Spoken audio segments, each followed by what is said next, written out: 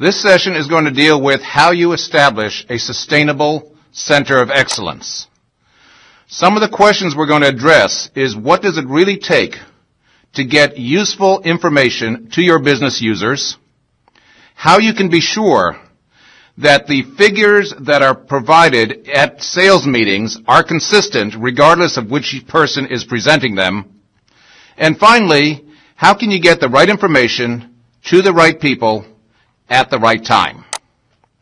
We'll do this by talking about what a center of excellence is, the benefits for establishing it, what you need to do to get started, and some of the pitfalls you should avoid as you move forward.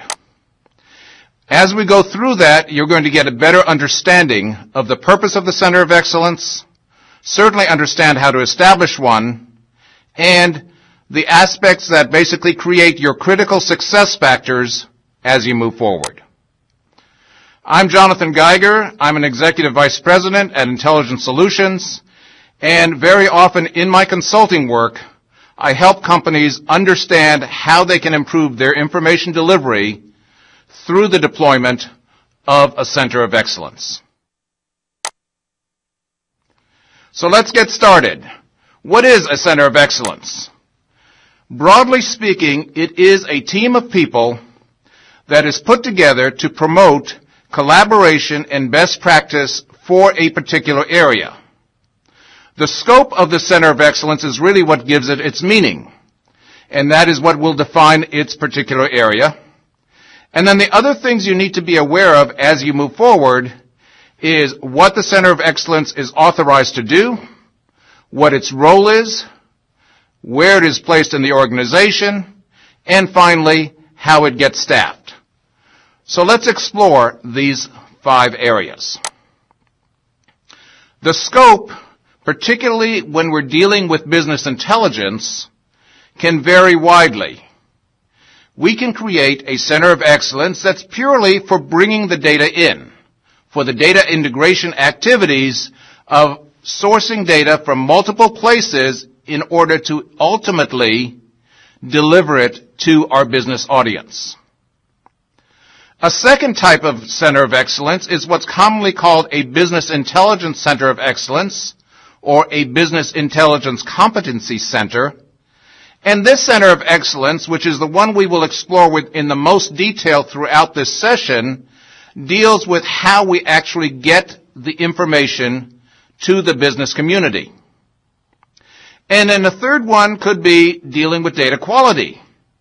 This would be a center of excellence whose role is really to understand what is the quality of our existing data, what are the root causes for any deficiencies that may exist, and ultimately, what do we need to do in order to improve the situation.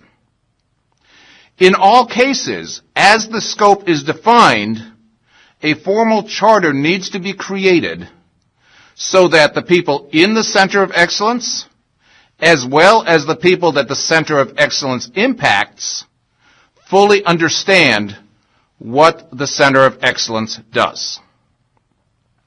So now that we have the scope, let's take a look at the second characteristic. And the second characteristic deals with authority level. And basically, we can have various authority levels for a center of excellence. At one end of the spectrum, the center of excellence merely suggests. It provides information, let's say, concerning best practices. It provides templates. It provides methodologies. It identifies available tools, but it does not tell people that they have to do something.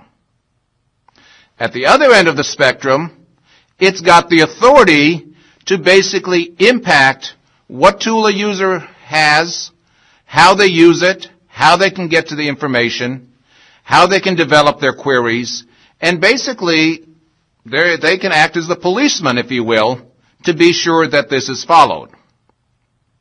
As you can guess, when we migrate more and more towards the dictatorial role, there will be greater resistance in the business areas, and we will need greater and greater executive support in order to have the group really capable of performing its role.